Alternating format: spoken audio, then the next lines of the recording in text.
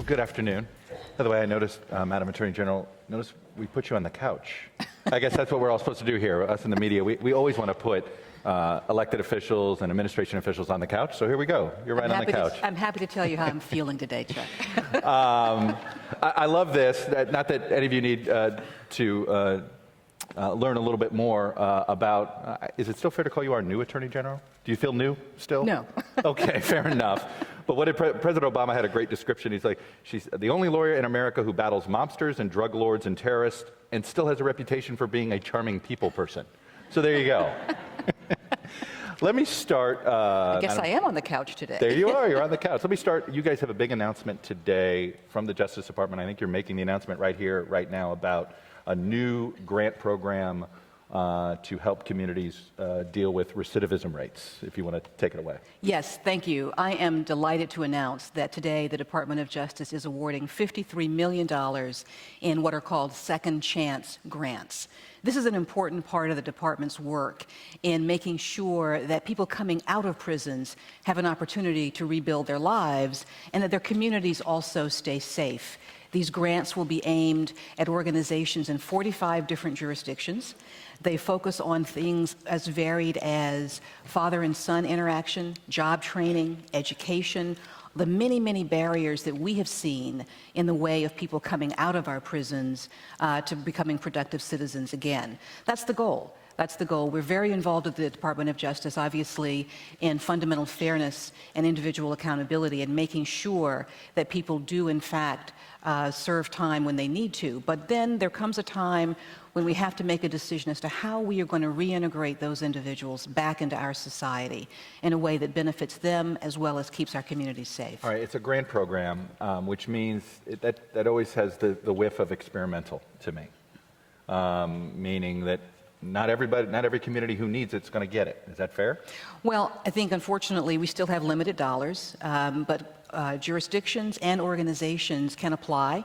We try and look at organizations' track records in this field. We look at their experience, not just anecdotal, but where we can find it, actual records of success in reintegrating of individuals into their community.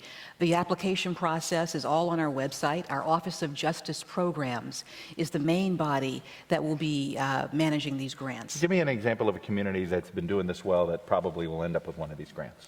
Well, I can't predict who will get the grant, but what I can tell you is that when I was the U.S. Attorney in Brooklyn, a district that I was proud to lead, we had within our district, I had 5 counties, Brooklyn, Queens, Long Island, Staten Island, and we had a lot of tremendous progress in crime reduction and safety, but we had some entrenched pockets, particularly in Brooklyn and Queens. One neighborhood was Brownsville. It's about a mile square. And many of its residents are young people who literally never leave that neighborhood, unfortunately, except when the young men go to jail. So we saw this cycle over and over again. And we were involved very directly in reentry programs in that community in conjunction with the DA's office, where it wasn't just the U.S. Attorney's Office, the DA's office, talking to returning offenders about the costs of reoffending. It was also providing them with educational services, with family management services, and information on housing and things that are such real barriers. Those are the types of programs that we're looking to support. You know, during the Katrina 10-year anniversary, there was a ton of studies that got released, and one of the most fascinating ones had to do with recidivism rates. And the prisoners that went back to the Ninth Ward, if their family was in the Ninth Ward, their recidivism rate was higher than basically going back to the old neighborhood. Yeah. Versus if their family, if they had nowhere to go, and while they were in prison, their family relocated to Houston or Atlanta, the recidivism rate dropped almost in half, I believe this one study said.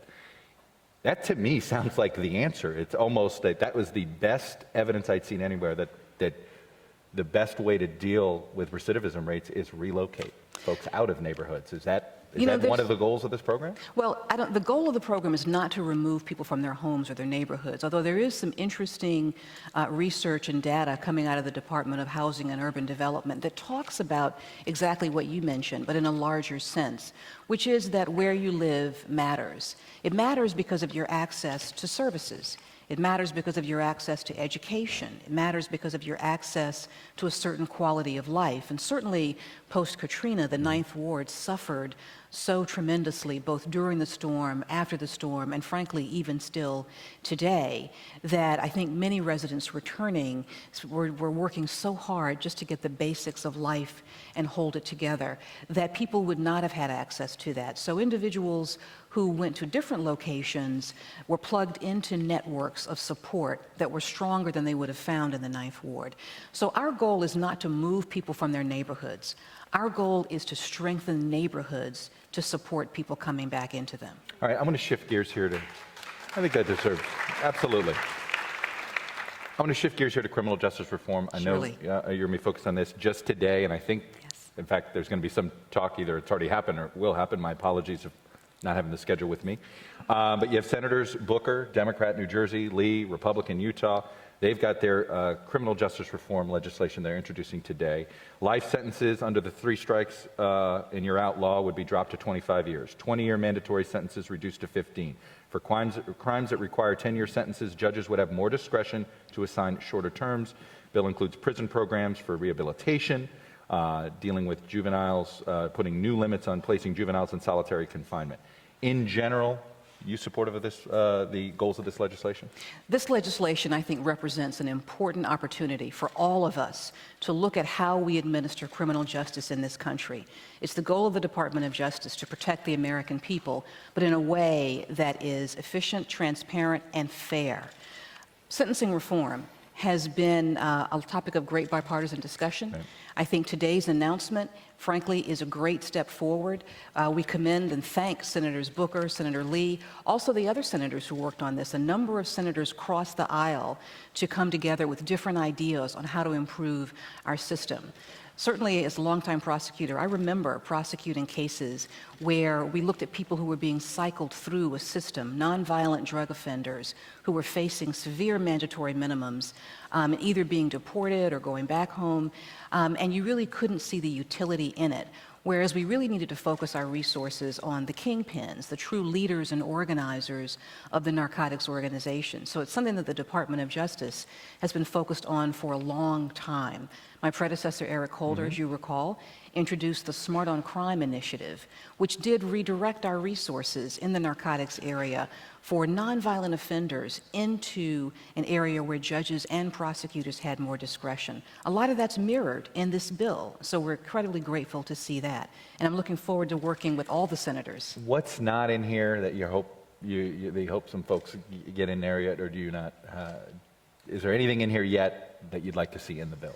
Well, we're still looking at the bill, and I think there's going to be a number of people who are going to have comments on it. We've had a very positive working relationship across the aisle with the senators from both sides, both parties, on all their thoughts on reform. So we're looking forward to continuing those discussions. All right, let's talk about what this year has been about when it comes to the relationship, particularly between African Americans and the police. You've been going on a multi-city tour. Yes. On this. I think you've gone to different places, and I was struck by one anecdote.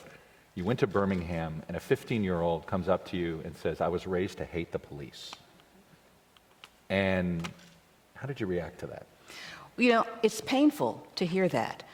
You're right, I have been on a 6-city community policing tour. We chose these 6 cities. Birmingham was one, Birmingham, Cincinnati, Pittsburgh, East Haven. I just got back from Seattle and Richmond, California. And we chose those cities because they have all had a challenged relationship between the police and law enforcement. Shootings, negative interactions, Department of Justice intervention, lawsuits, pattern and practice investigations, and exactly the kind of relationship that you outline there, where residents talk about a deeply ingrained sense of lack of trust, but a larger issue, a lack of connection, really, to the forces that should be protecting them. And I've been able to speak with young people in every city in which I have visited. And Birmingham was particularly rewarding because that young person was involved in a program where high school students worked directly with police. We are looking for cities that have had, as I've said, a challenging relationship with law enforcement, but yet have found a way to rebuild a relationship, to sort of claw themselves back from the brink, and not create a perfect situation, because That doesn't exist. But to find a way in which when problems develop, there is a mechanism for discussion, there's a process for transparency, and where residents and law enforcement have a working relationship. So one of the ways in which Birmingham has been doing that is the program that you were referring to. Having police officers talk directly to young people through an exercise with the Birmingham Police Department. They're involved in these role-playing exercises, and it is a way of breaking down the barriers that are created by a uniform. Whether your uniform is dress blues or baggy pants, people will look at you from either side of wherever they stand and make a judgment, oftentimes, about what you mean, what you want to do, your views about them. So by building those connections and letting young people work directly with law enforcement, frankly, that young person came to know that police officers were just like them. They had families, they had concerns, they cared about what was happening to the people they were working with. And I think, quite frankly, the most successful exercise was the one in which they do a role reversal, and the young people play the role of the police officers, and the police officers play the role of rowdy teenagers who won't get out of a park.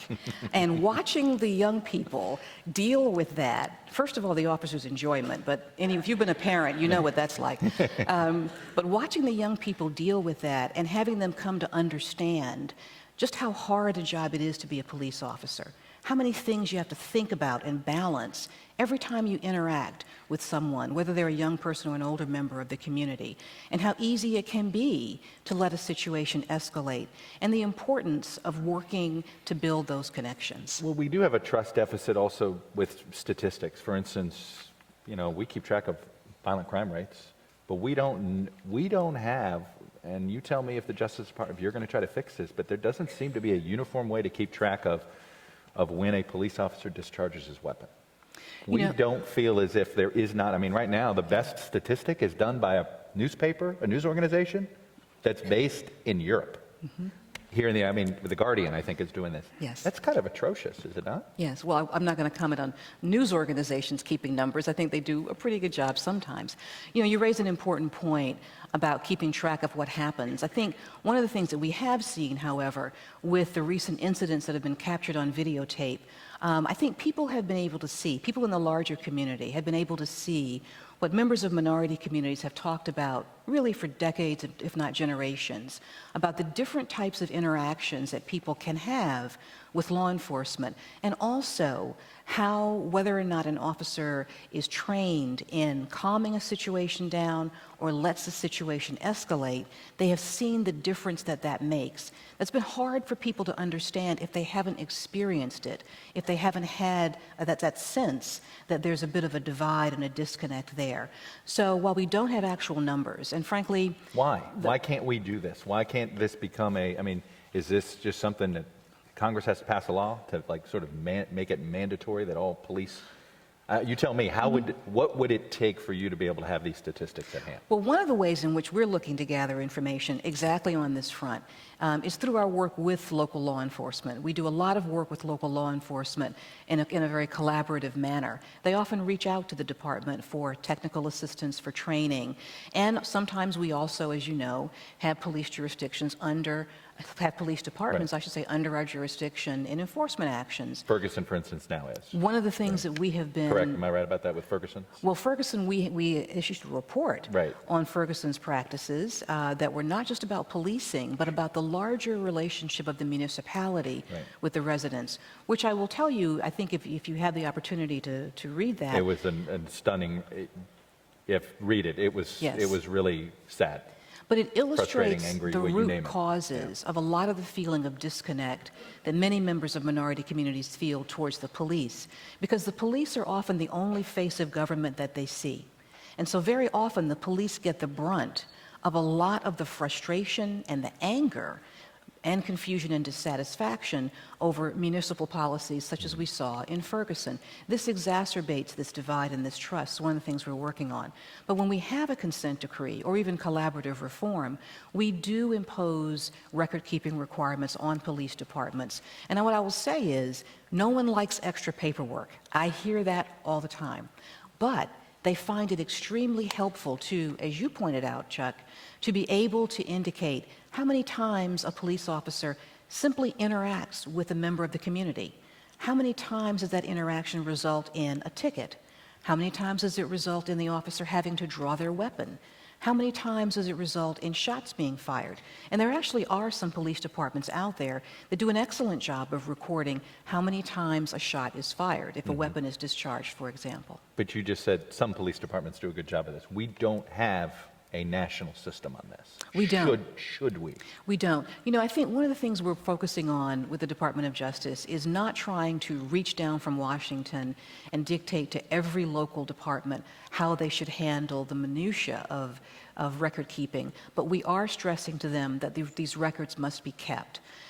A lot of times it's a resource issue for small departments. You know, the average size of a police department in this country is around 55 people. Right. You know, a lot of them are very small, and municipalities are challenged. This is not to say, not to excuse not doing this, because it is in fact a very important tool for tracking these interactions. So we encourage it. And we also are looking to encourage consistency of standards. As you've pointed out, you can get information from one department, but if you can't match it up or marry it up to other information, it may not give you a true picture. But the real issues here, Chuck, I mean, the statistics are important, right, but the real issues are what steps are we all taking to connect communities that often feel disenfranchised and disaffected with the police and back with government. All right, let's talk about the rising crime rate. We've seen it here, you know, a select number of cities here where it's just up significantly, including right here in Washington. Milwaukee, 76%, St. Louis, 60% is the murder rates. Baltimore, 56%, Washington, 44%. Have you found a trend yet? I know you're doing a summit in a week on this, Yes, so I know that part of your answer is going to be about this summit that you're holding. But have we come up, do you think it's statistical noise, or is there something happening out there?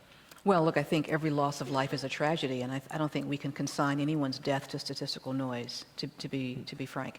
We're looking at this issue. We're looking to see if we can identify the root causes of it. Crime overall is down. Violent crime overall is down, but we have these persistent pockets where we see at times a resurgence in the violent crime rate and the homicide rate, as you noted.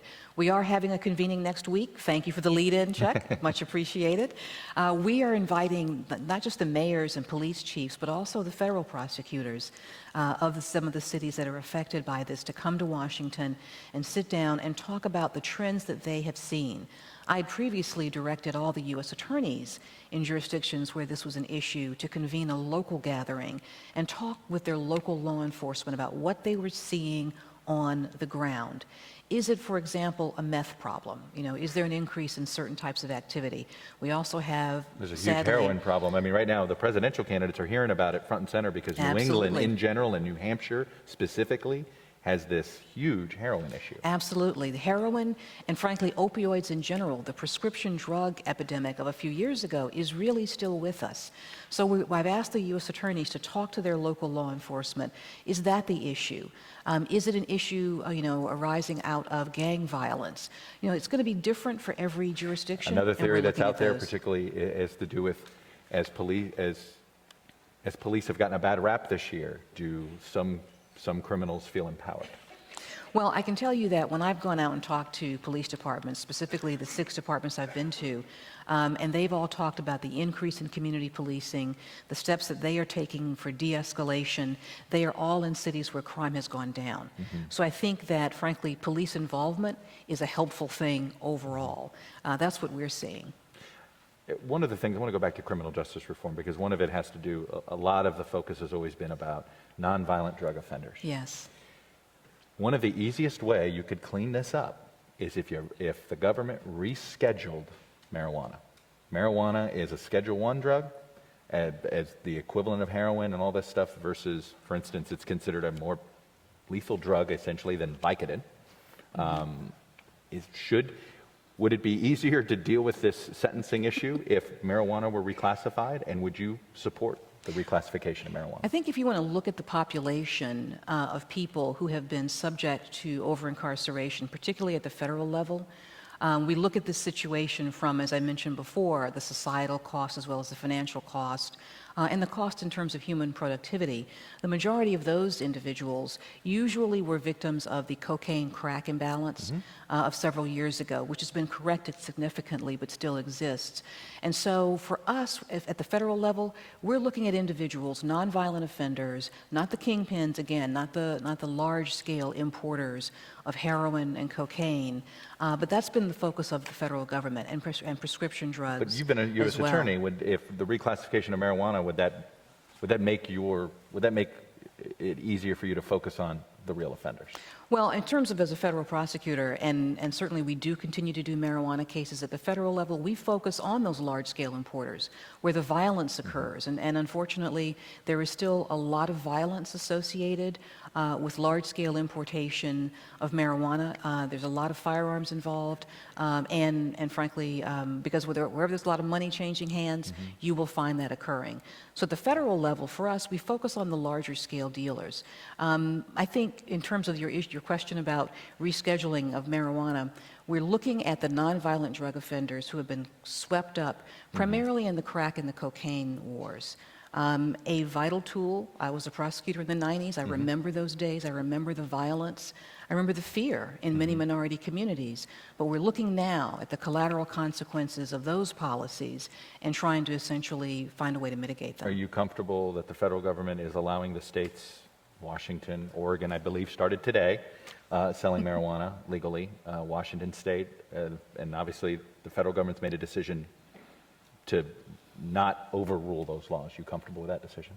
Well, I think states have to make those decisions on their own. They listen to their citizens and they take actions. What we have said and what we continue to say is that states have to also have a system designed to, number one, mitigate violence associated with their marijuana industries, and number two, and perhaps most importantly, keep young people, children, away from the products.